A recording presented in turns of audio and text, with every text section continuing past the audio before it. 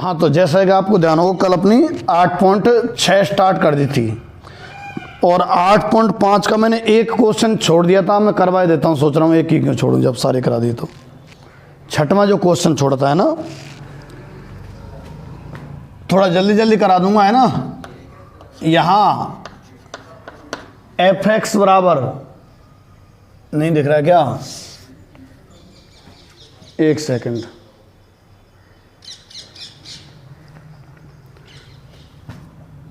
ठीक है। यहाँ fx बराबर आपको दे रखा है sign square x into 1 plus cos x. ये तो आपको fx दिया हुआ है ना, और आपसे कह रहा है सिद्ध करो। आगे लिख रहा हूं मैं, हमें सिद्ध करना है क्या कि कॉस एक्स बराबर 1/3 पर फलन का उच्चिष्ट मान है। फलन का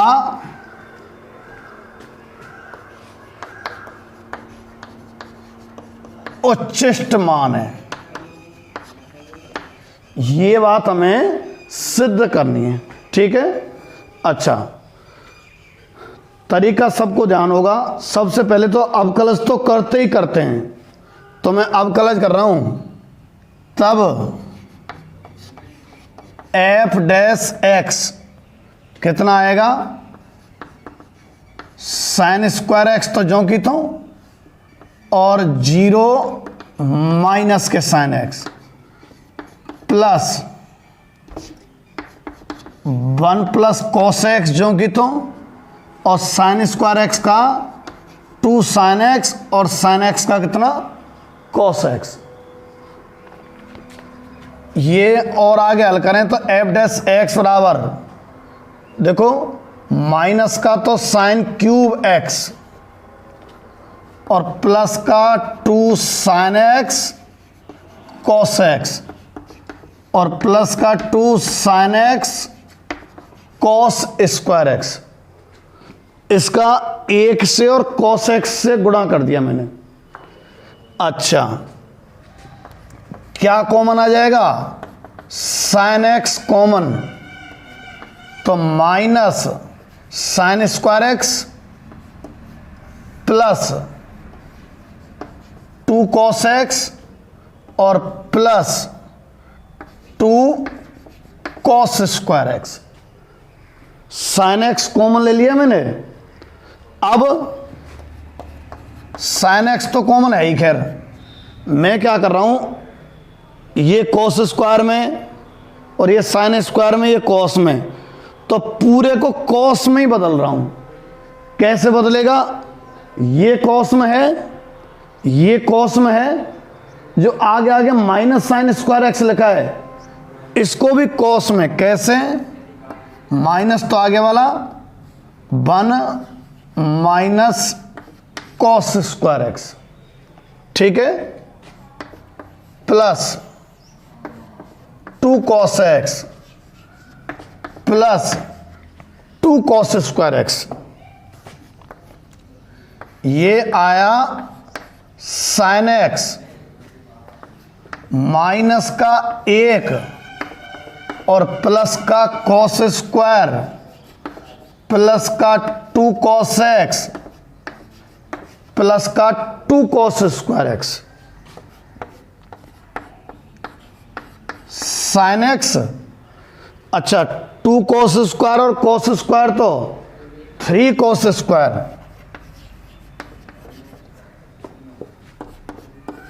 प्लस 2 कॉस एक्स माइनस 1। अगर इसके गुणनखंड करे जाए ना, साइन एक्स और देखो गुणनखंड आएंगे 3 कॉस एक्स माइनस 1 और कॉस एक्स प्लस 1। ये आया एफ डैश एक्स के बराबर में, ठीक है। अब हमारी वो लाइन आएगी कौन सी, कि फलन के उच्चिष्ट या निम्निष्ट मान के लिए अवकलज बराबर क्या रहा करता है, 0। लिख रहा हूं बोला है ना, फलन के उच्चिष्ट या निम्निष्ट मान के लिए एफ डैश एक्स बराबर 0। तो मैं एफ डैश एक्स के मान को 0 के बराबर लिख रहा हूं। लो, sine X 3 cos X minus 1 और कॉस एक्स प्लस 1 बराबर 0। यहां से 3 वैल्यू आ रही हैं आने को, तो साइन एक्स बराबर 0, कॉस एक्स बराबर 1/3 और कॉस एक्स बराबर -1। आगे हमें सिद्ध करना है कि कॉस एक्स बराबर 1/3 पर उच्चिष्ट है। अब एक तरीका तो यह है कि इसका डबल अवकलज करो और उसमें कॉस एक्स बराबर 1/3 रख दो। डबल अवकलज कोई ज़्यादा टेढ़ा है नहीं, वैसे तो कर ही देते हैं लोग।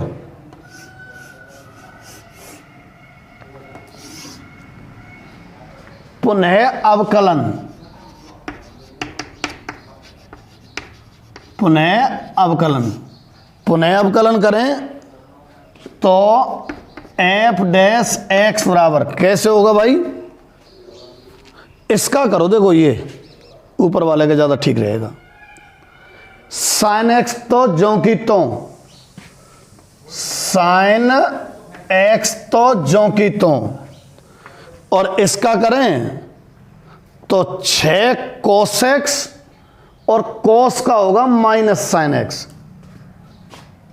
6 कॉस एक्स और कॉस का माइनस साइन एक्स, इसका -2 साइन एक्स,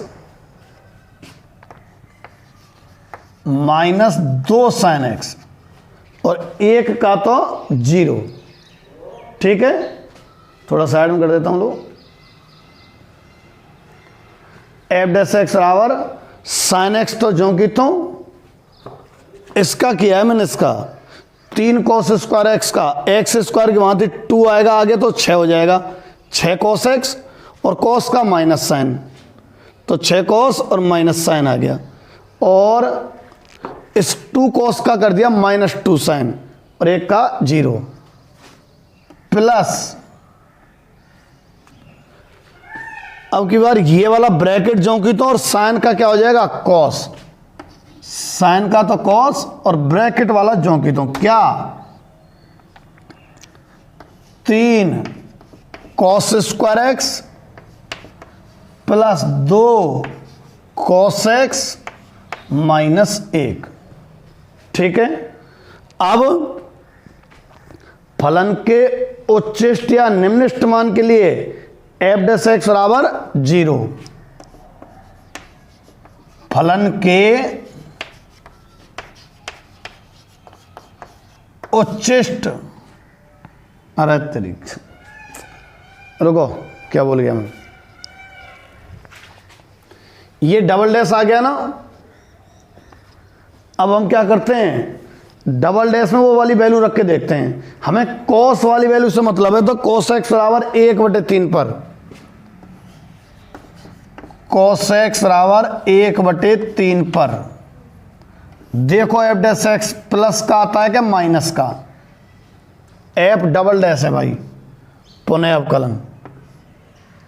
ठीक है, तो F double dash x plus का आता है क्या माइनस का, ज़्यादा ही गलती है नहीं का जो दिमाग है।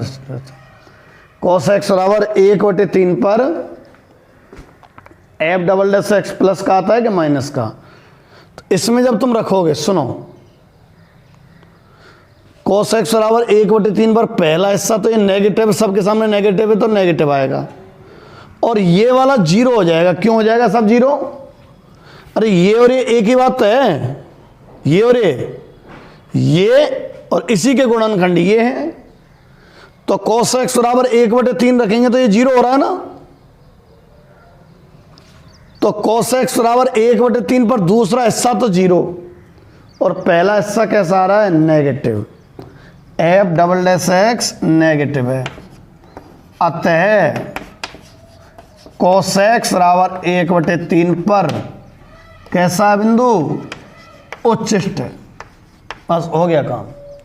ठीक है, ये आपका 8.5 के कौन सा है, क्वेश्चन नंबर 6। अच्छा 8.5 में मैंने 36वां एग्जाम्पल तो करा दिया था, अब मैं 37वां करा रहा हूं, इसे आप नोट कर लेना।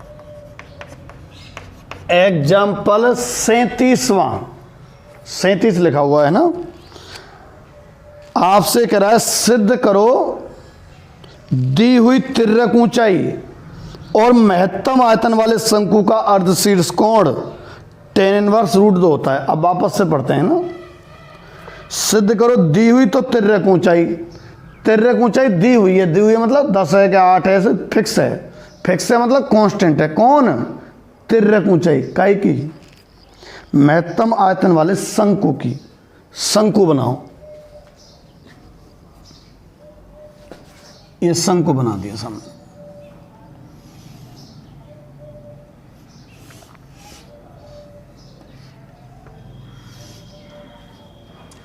ये शंकु रहा। अच्छा इसको अर्धशीर्ष कोण बोलते हैं, थीटा है ना, ये तो अर्धशीर्ष कोण है। ये त्रिज्या इसकी r, तिर्यक ऊंचाई ये वाली l, और खुद ऊंचाई मान लेता हूं मैं h।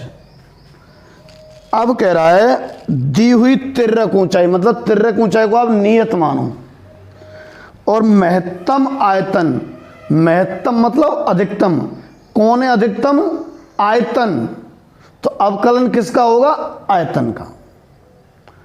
अच्छा L तो कांस्टेंट है, H और R कम ज़्यादा हो जाएंगी भाई। L यूँ देखो, डंडी की कोई हो, लकड़ी हो गई, उसको यूँ करेंगे तो R बढ़ जाएगी, ऊंचाई कम हो जाएगी। बिल्कुल थोड़ी खड़ी रखोगे तो H बढ़ जाएगी, R कम हो जाएगी।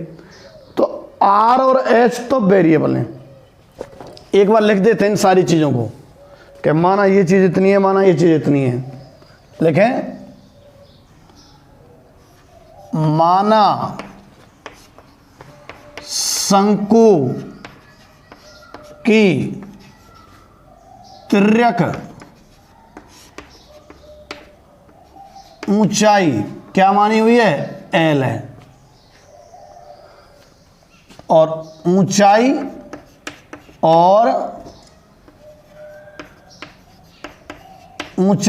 H, व त्रिज्या R,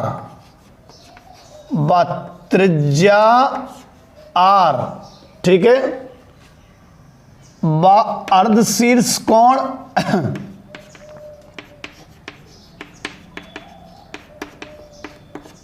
थीटा है, ऐसे ही है। अच्छा क्या सिद्ध करवा रहा है कि महत्तम आयतन वाले शंकु का अर्धशीर्ष कोण, तब सिद्ध करना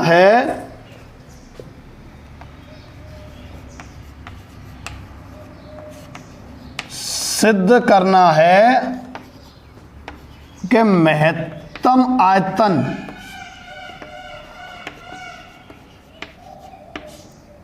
ठीक है वाले शंकु का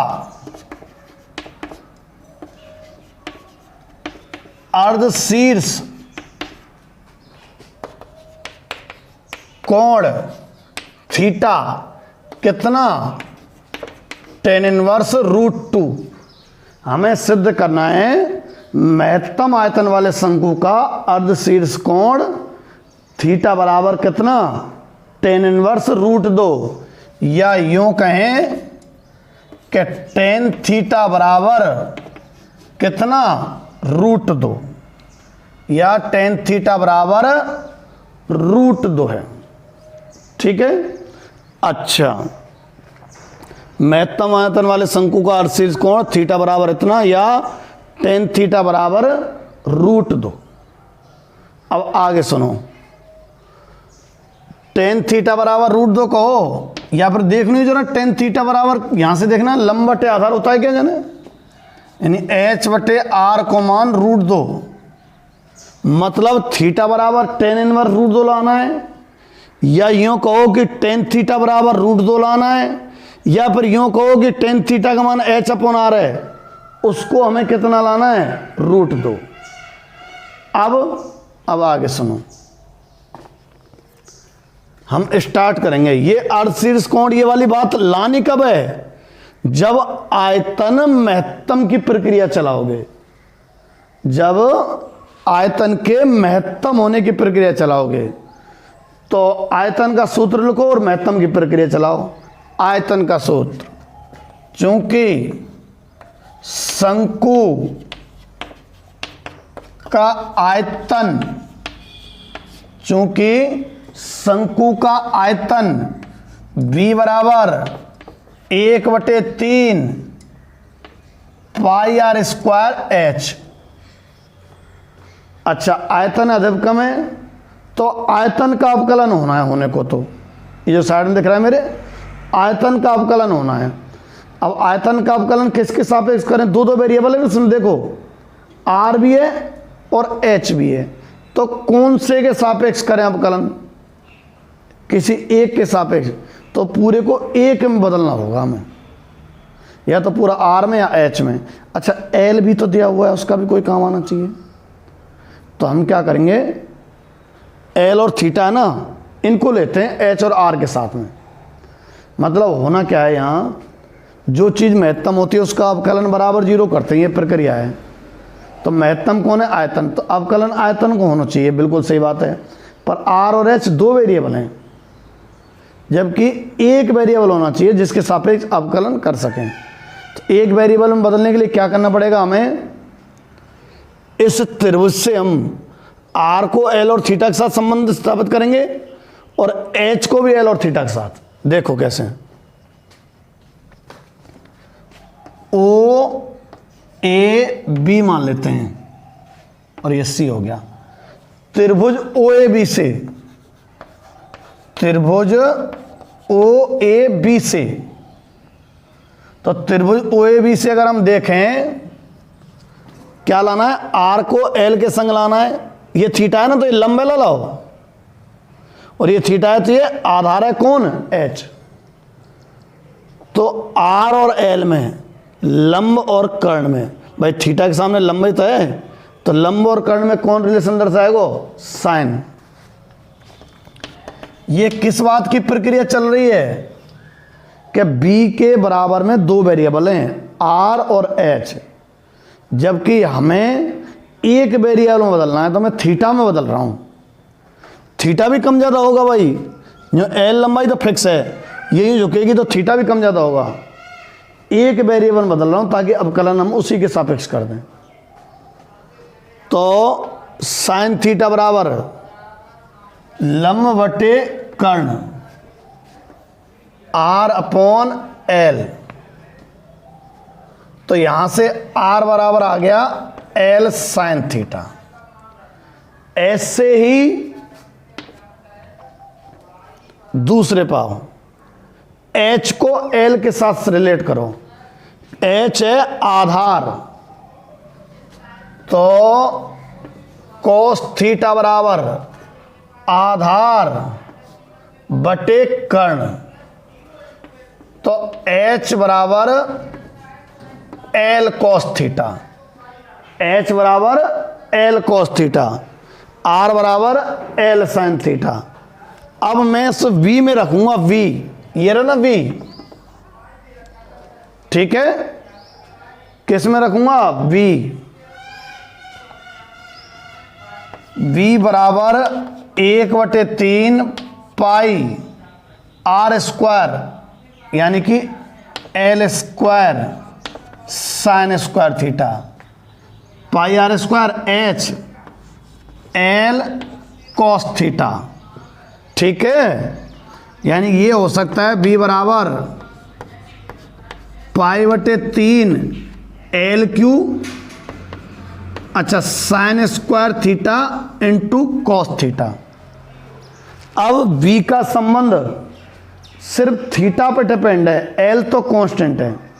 अब हम वो प्रक्रिया चला सकते हैं, कौन सी, कि फलन के अधिकतम और न्यूनतम मान के लिए अवकलज बराबर 0। तो अवकलज तो चाहिएगा ना, तो पहले ही ज्ञात करके रख लें अवकलज है। लो D B over D theta, ये आया पाई एल क्यू बटे 3 और गुणा के नियम से साइन स्क्वायर थीटा और कॉस का माइनस साइन थीटा, ब्रैकेट लगा लिया मैंने।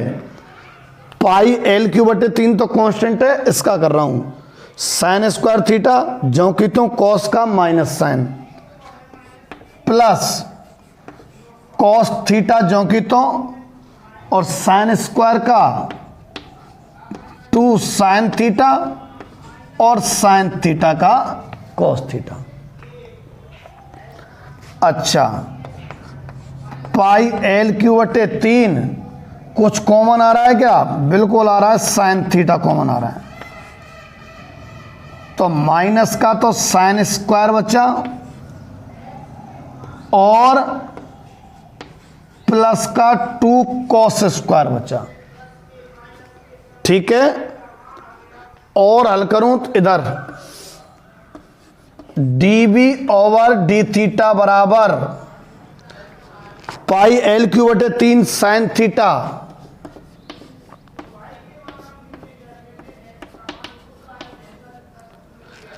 अब देखो इसको भी चाहो तो साइन बदल दो, चाहो तो कॉस में बदल दो, कोई से में बदल दो, मर्जी है जिसमें। ठीक है, और मत बदलो, भले ही ऐसा ही रहने दो, कोई दिक्कत नहीं है। अब वो लाइन ही ले आते हैं सीधी, कौन सी, कि फलन के उच्चिष्ट मान के लिए अवकलज बराबर 0। फलन के, फलन मत लिखो इसमें, फलन की जगह कौन है यहां, आयतन, और क्या चाह रहा है, महत्तम। फलन यहां कौन है, वो आयतन है, तो आयतन के महत्तम मान के लिए ऐसे लिखना पड़ेगा, आयतन के महत्तम मान के लिए, आयतन के महत्तम मान के लिए D B over D theta बराबर 0। तो D B over D theta का मान को 0 करें, ये रहा D B over D theta का मान, देख देख के लिख रहा हूं वहां से, पाई एल क्यू बटे 3 साइन थीटा अंदर है माइनस साइन स्क्वायर थीटा और प्लस 2 कॉस स्क्वायर थीटा बराबर 0। ये वाली चीज बराबर 0 कर दी, तो पाई एल क्यू बटे 3 कांस्टेंट संख्या है, तो 0 में भाग चली जाएगी। यहां से आए एक तो साइन थीटा बराबर 0 और दूसरा आया minus sine square theta plus 2 cos square theta बराबर 0। साइन स्क्वायर उधर चला जाएगा, कॉस स्क्वायर का भाग दे देंगे, कुल मिला के टेन स्क्वायर थीटा बराबर आ रहा है 2, या यूं कहें टेन थीटा बराबर आ रहा है √2। आने को तो प्लस माइनस आएगा, हमें प्लस के √2 पे और अधिकतम सिद्ध करना है। ठीक है, अब एक तरीका तो यह कि दूसरा अवकलज कर लो, और एक तरीका यह है लेस देन इक्वल वाला, जैसे थीटा बराबर टेन इनवर्स रूट 2 की बात ही तो है। इस पर अगर अपन जांच करें, सुनो, जैसे कह रहा है वैसे कर दिया करो। महत्तम करवा रहा है ना, तो महत्तम के हिसाब से चल दिया करो, अगर मिस्टेक हो भी जाए तो। इस पर तो देखो, एक बार तो थीटा लेस देन लेंगे टेन इनवर्स रूट 2, एक बार थीटा ग्रेटर देन लेंगे टेन इनवर्स रूट 2 से। अच्छा, इस पर D B over D theta और इस पर D B over D theta. अच्छा, चूंकि महत्तम करवा रहा है तो यहां तो प्लस का चिन्ह और यहां माइनस का चिन्ह आना ही चाहिए। पहले ही रख दो और बता दूं कैसा आया हो। नहीं भी आ रहा हो तो रख दे करो, अगर महत्तम सिद्ध करवाए तो। देखो, अगर देखो कोस वाले में दिक्कत होती है, थीटा कम होता है तो कोस का मान बढ़ता है, जबकि टेन में थीटा कम होता है तो टेन का मान घटता है। ये बात मैंने क्यों कही है कि कोस एक्स बराबर 1/3 वाला जो सवाल था ना, अब ये भी मैंने उसमें दोबारा अवकलज किया था, ना कि ये प्रक्रिया अपनाई थी। उसमें उल्टा था, पर मुझे ज़्यादा पेचीदा समझाना पड़ता। मतलब कोण घटने पे कोस का मान घट रहा है, सॉरी बढ़ता है, तो उसमें मुझे ये लॉजिक को लगाना पड़ता, इसलिए डबल डिफरेंस से बता दिया। टेन और साइन में कोण घटता है तो वैल्यू घटती है। तो अगर थीटा टेन इनवर्स रूट 2 से कम है तो टेन थीटा का मान रूट 2 से कम हो जाएगा। कुल मिला के ये और कम हो जाएगा, साइन भी कम हो जाता है। थीटा कम होता है तो साइन और टेन की वैल्यू कम होती है, तो थीटा कम होता है, साइन कम हो जाएगा और ये ज़्यादा होगा, ज़्यादा में से कम जाएगा तो प्लस का बचेगा। और अगर थीटा बढ़ाते हैं तो साइन का मान बढ़ता है, ये बड़ा हो जाएगा और ये छोटा रह जाएगा तो नेगेटिव आ जाएगा।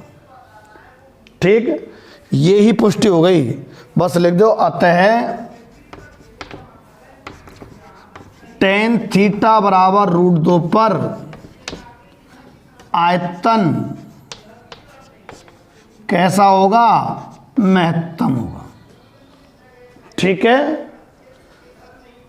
थोड़े बड़े से रहेंगे, बहुत ज़्यादा बड़े तो नहीं है, फिर भी मतलब इनमें क्या है, फलन आपको बनाना पड़ेगा, बना बनाया नहीं देगा आपको, फलन इनमें बनाना पड़ा करेगा।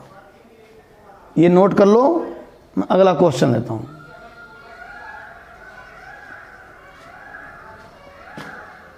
अब दिख जाए शायद, चमक रहा है बोर्ड।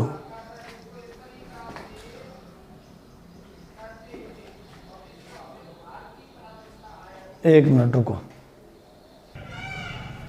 अब चमकने वाले जो इधर कोना है इसकी तरह थोड़ा सुन लिया करना ध्यान से, मैंने क्या लिखा है।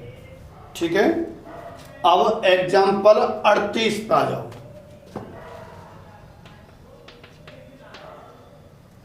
दिख रहा है क्या? एग्जाम्पल 38 लिखा है मैंने कोने में। ये कह रहा है एक स्थिर आयतन वाले, मतलब आयतन तो कांस्टेंट है, स्थिर मतलब फिक्स है, खुले टैंक के आधार वर्गाकार है। एक टैंक है जिसका आधार कैसा है? वर्गाकार है। ठीक है, यदि अंतःपृष्ठ न्यूनतम हो, देखो अवकलज किसका करना होगा आपको? जिसका ये अधिकतम न्यूनतम की बात करे, क्योंकि इससे पहली एक्सरसाइज में हम फलन के अधिकतम न्यूनतम की बात करते थे ना, तो फलन का अवकलन करते थे। इसमें जिसके अधिकतम न्यूनतम की बात करे हमें उसी का अवकलन करना है। तो इसमें कहा है सवाल में कि अंतःपृष्ठ न्यूनतम, तो अवकलन किसका होना है? अंतःपृष्ठ का। तब टैंक की गहराई तथा लंबाई का अनुपात ज्ञात करो। न्यूनतम अंतःपृष्ठ की प्रक्रिया चला के और लंबाई और गहराई का अनुपात आना चाहिए। है क्या चीज है? एक स्थिर आयतन वाले खुले टैंक का आधार वर्गाकार है, ये तो वर्गाकार है, ये वर्गाकार है, और खुला टैंक है, गहराई थोड़ी ज्यादा है, नीचे वर्गाकार है। यानी ये लंबाइयां तो बराबर हैं, इसे x कहूं तो ये भी क्या है x। आधार तो वर्गाकार है ना। अच्छा गहराई थोड़ी कम ज्यादा हो सकती है, गहराई मैंने क्या मान ली इसकी y। वर्गाकार खुला टैंक है तो वर्गाकार है तो नीचे का तो आधार क्या हो जाएगा, बराबर होंगी सारी भुजा, तो x x, गहराई मैंने y मान ली। अब स्थिर आयतन, आयतन स्थिर है तो इनकी मैं नाम ले दूं इनको थोड़ा सा ना, जो जो चीजें हैं। क्या माना, वर्गाकार आधार की भुजा x है एवं गहराई y है, आयतन v है, अंतःपृष्ठ s है, ऐसे लिख देते हैं। माना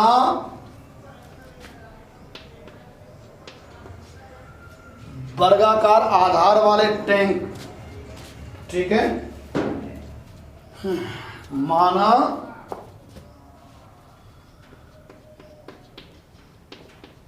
वर्गाकार आधार वाले टैंक की भुजाएं, ठीक है, एक ही भुजा, एक ही से काम चल जाएगा, समान लंबाई की होती भुजा x, व टैंक की गहराई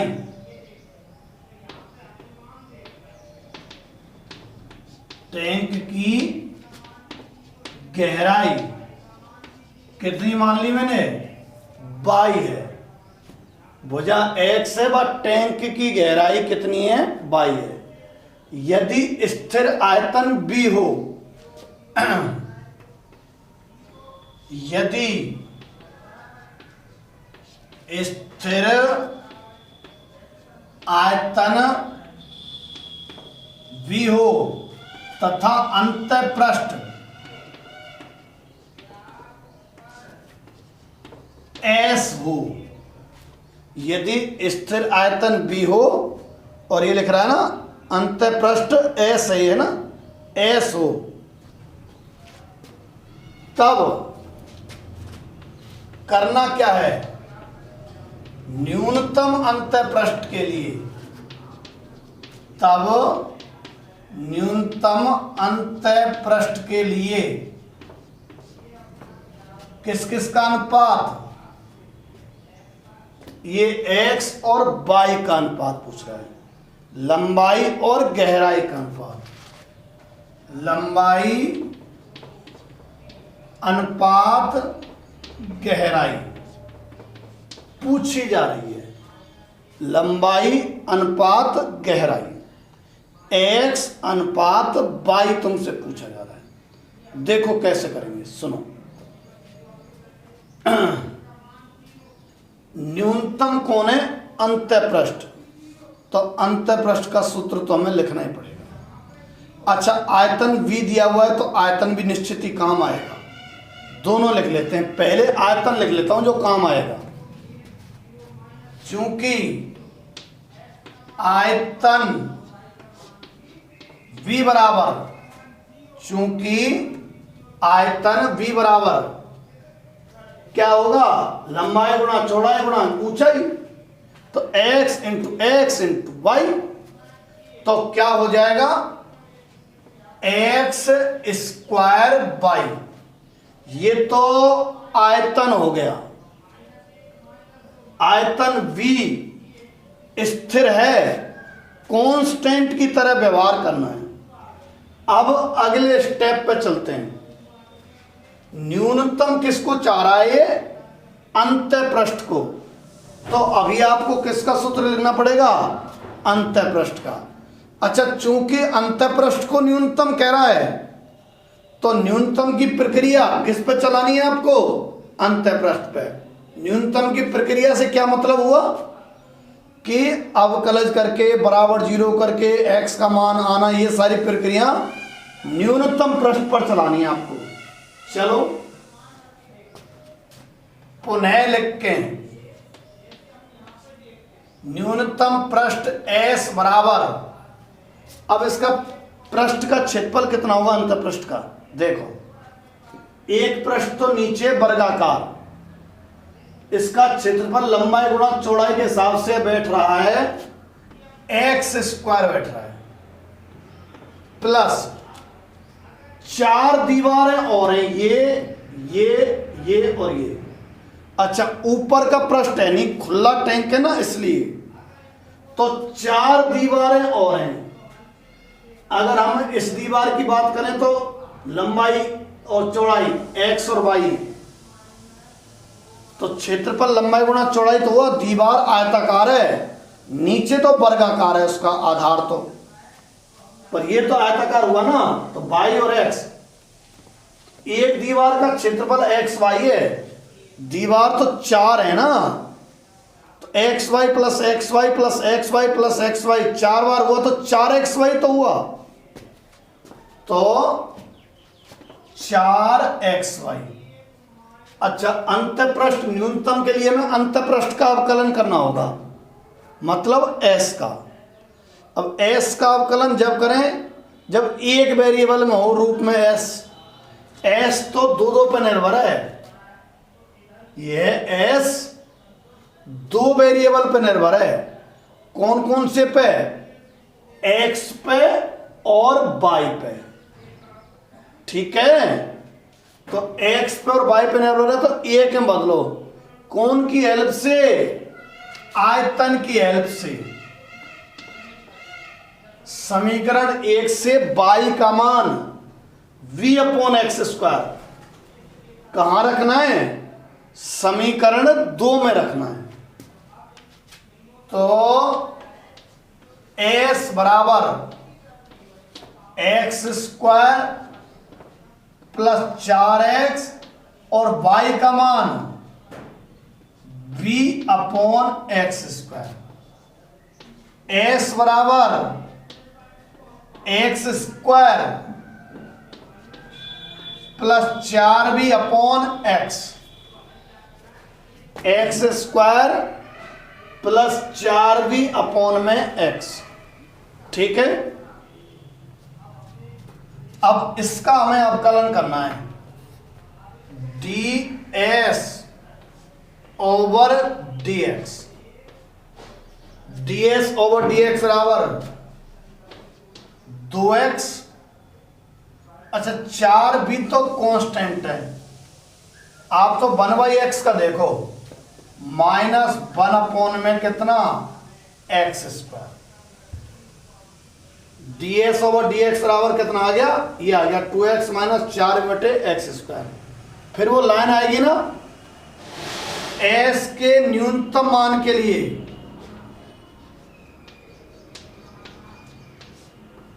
s के न्यूनतम मान के लिए ds ओवर dx बराबर 0। s के न्यूनतम मान के लिए ds ओवर dx बराबर 0। ds over dx 2x minus 4v/x² बराबर 0, ठीक है। यहां से एलसीएम लें तो 2x³ माइनस 4v/x² बराबर 0। ये x² तो 0 गुणा में चला जाएगा, 2x² माइनस 4v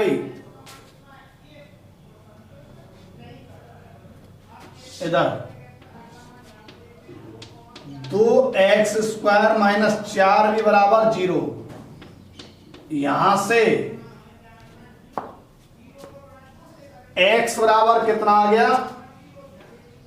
2v बटे में कुछ नहीं आएगा, 2√v आ गया।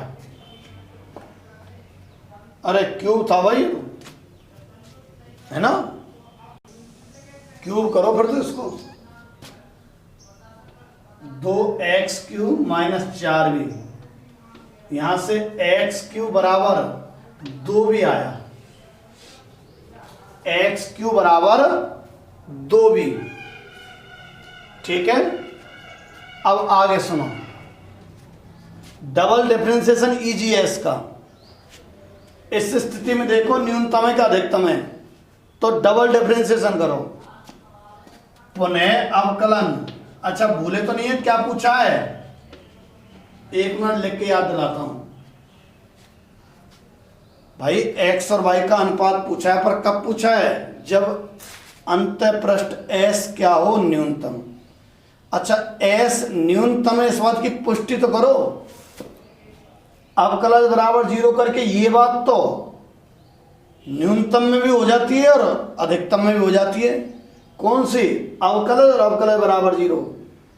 न्यूनतम अधिकतम में तो सेपरेशन तो जब होता है पक्की, तो या तो डबल डिफरेंशिएशन विधि से या लेस देन ग्रेटर देन वाले विधि से। इसका पुनः अवकलन सरल पड़ेगा, तो मैं पुनः अवकलन कर रहा हूं ना।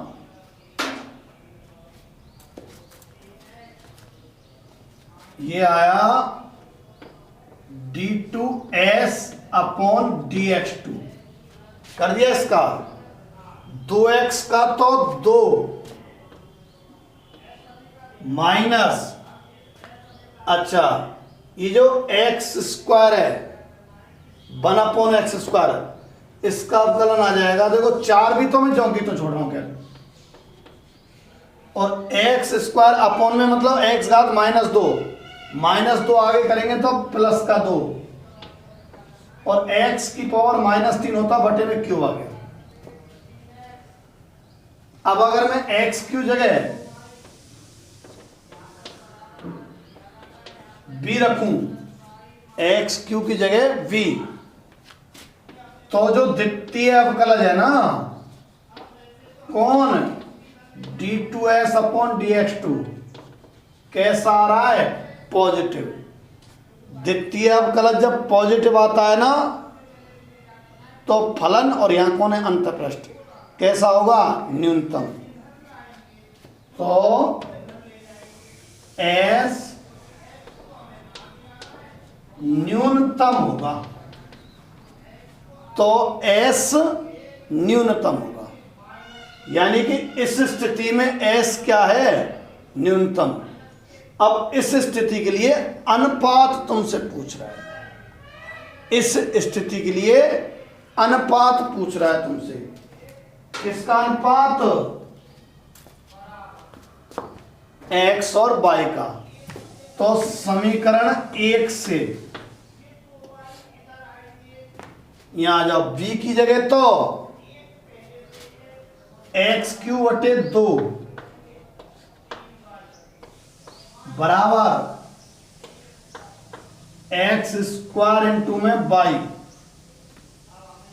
यहां से x अपॉन y आ गया 2:1, मतलब 2 आ रहा है, यानी x अनुपात y बराबर 2:1 आ गया। ठीक है, ये लंबाई और गहराई का अनुपात हो गया। इस स्थिति में अंतःपृष्ठ क्या होगा, न्यूनतम होगा। ये नोट कर लो। अब इन सवालों, सवालों में ये जो 2 संबंध आए ना, 1 और 2 ऐसे आते रहेंगे। एक तो अधिकतम न्यूनतम वाला आया करेगा, और एक ऐसा करेगा जिसका मान इसमें उपयोग में लेंगे हम। किस चीज के लिए, एक वेरिएबल में बदलने के लिए। ठीक है, ये चैप्टर हर साल ही बहुत लंबा खिंचता है, हर साल। ठीक है, अभी भी लंबा ही खिंचेगा, इसके बाद फिर जल्दी जल्दी होने लग जाती है एक्सरसाइज। तो अब बोरियत फील मत करना, थोड़े लंबे तो है ही हैं ये। अगले एग्जाम्पल पाते हैं। ये 38वां कराया था मैंने, अब 39वें पाया। लीड ही नहीं लगाई, ध्यान भूल गया मैं तो। 1 सेकंड रुको, लीड लगा लेता हूं। अब मैं एग्जाम्पल 39वां करा रहा हूं, इसके एग्जाम्पल पूरे हो जाएंगे फिर, है ना भाई। 2 दिन में हो जाएगी। अब आज के बाद 2 दिन और लगेंगे, फिर धीरे धीरे कम, मतलब आज के बाद 2 दिन में ये चैप्टर हो जाएगा।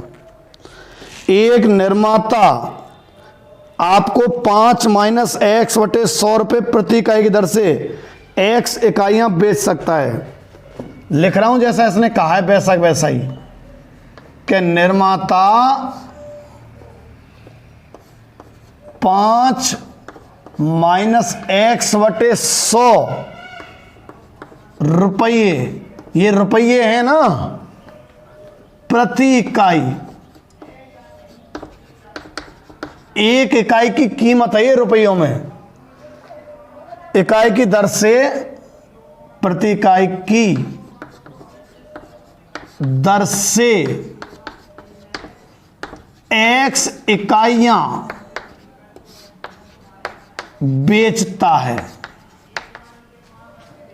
एक्स इकाइयां बेचता है। किताब में से लिखिए, एक इकाई की कीमत एक की, ये है प्रति इकाई दर है ना, ये 5 माइनस एक्स बटे 100, तो एक्स इकाई बेचेगा तो कितनी की हो जाएंगी, गुणा एक्स होगा ना।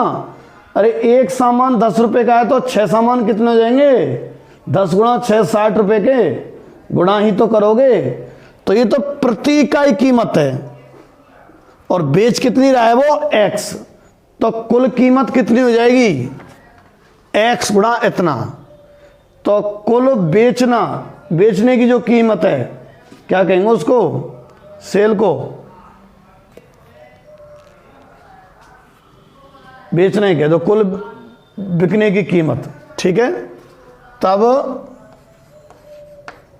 विक्रय, विक्रय बोलते हैं, अब याद आई, ठीक है। तब विक्रय मूल्य कितना हो गया, एक्स गुणा 5 माइनस एक्स बटे में 100 हो गया कुल विक्रय मूल्य। आगे सुनो, एक्स इकाइयों का उत्पाद मूल्य, मतलब लागत, कितना खर्चा बनाने में आया, जो उसको बोलेंगे उत्पाद मूल्य। लिख रहा हूं जिसमें से किताब में से देख के ये बात, एक्स इकाइयों का उत्पाद मूल्य, एक्स इकाइयों का उत्पाद मूल्य एक्स बटे 5 प्लस 500।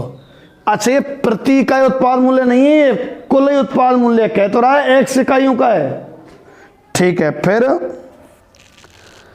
इकाइयों की, मतलब एक्स का मान ज्ञात करो जो निर्माता अधिकतम लाभ अर्जित करने के लिए बेचे। अधिकतम कौन, लाभ, तो अवकलन किसका, लाभ का, ठीक है। तो लाभ का अवकलन करें तो लाभ निकालो तो सही, ये तो विक्रय मूल्य एस, ठीक है, और ये कॉस्टिंग मान लेते हैं सी, इतने की सेल हुई और इतने की कॉस्ट आई, तो फिर प्रॉफिट कितना होगा, तो लाभ पी से रिप्रेजेंट कर लेते हैं एस माइनस सी, सही नहीं चल रहा है इस पे, एस माइनस सी, तो पी बराबर एस, तो ये रहा एक्स गुणा 5 माइनस एक्स बटे 100, ठीक है, माइनस सी एक्स बटे 5 प्लस 500, ये पी हो गया भाई। अच्छा, इसको अधिकतम चाह रहा है, कह रहा है ना अधिकतम लाभ अर्जित करने के लिए क्या करना पड़े, मैं जिस चीज की अधिकतम न्यूनतम कहता है उसी का अवकलन करता हूं। इस सवाल में लाभ अधिकतम की बात कर रहा है तो लाभ का अवकलन करना है, पर लाभ का अवकलन करने से पहले जो लाभ है इसको सही फॉर्मूले में रख लूं, मतलब x का थोड़ा अंदर गुणा करके ऐसे रूप में लिख लूं जिसका हमसे अवकलन हो जाए। तो मैंने अंदर गुणा किया तो देखो कितना आया, x का जब हम अंदर गुणा करेंगे तो 5x, और यहां गुणा किया तो x² बटे 100 आया है ना, इस माइनस को मैं अंदर ले जाता हूं तो x/5 और प्लस प्लस नहीं माइनस आएगा 500, ये आया p। तब x के सापेक्ष अवकलन कर दें तो x के सापेक्ष अवकलन करें तो dp/dx, नीचे ज्ञात करता हूं इधर, dp/dx, ठीक है। dp/dx का जो अवकलन है कितना आएगा, 5x का अवकलन तो 5, ये 2x/100 होगा भाई, और -1/5। अब इसको तो आप लोग खुद कर सकते हो, अवकलज बराबर 0 करके x की वैल्यू लाइएगा और x की जो वैल्यू आए, ठीक है, उसका डबल डिफरेंशिएशन में रख देना, और वो निश्चित ही उस x के लिए कैसी आएगी, डबल डिफरेंशिएशन नेगेटिव। तो नेगेटिव आता है तो x के उस मान के लिए लाभ क्या होगा, अधिकतम। वही x का मान, x मतलब इकाई, उनकी कीमत, ठीक है। तो ये आप एग्जाम्पल आपके आज हो गए। कल मैं थोड़ा ज़्यादा पढ़ा के कौन सी एक्सरसाइज है 8.6 कराऊंगा, और परसों विविध। कल और परसों में 8वां चैप्टर हो जाना है, ठीक है, आप नोट कर लो।